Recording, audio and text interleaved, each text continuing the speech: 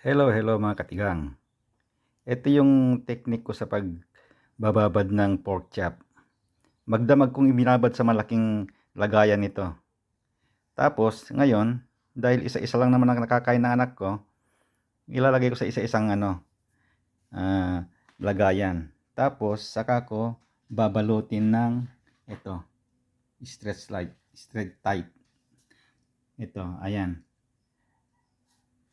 Tapos ilalagay ko sa ref. Kung hindi, sa freezer. Para mababad ng husto. Kalamansi at saka toyo yan.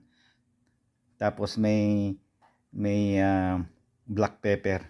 Ito yung ito yung technique ko para sa ganun, hindi ako babad ng babad.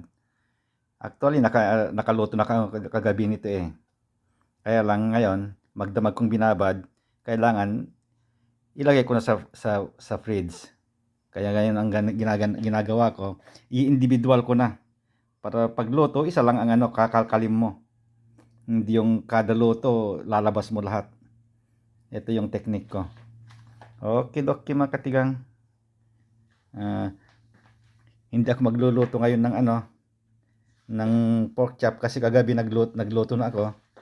Kung pagkatapos ng appointment namin ngayon at may panahon ako, yung routine ng buhay ko ang gagawin ko. Yung magluluto ng steak. Yun ang Basta day off ko kasi, expected yung anak ko, magluluto ako ng steak. Ayun. Kaya ngayon, pakainin natin ng iba. Hindi lang puro steak. Okay, bye-bye mga katigang.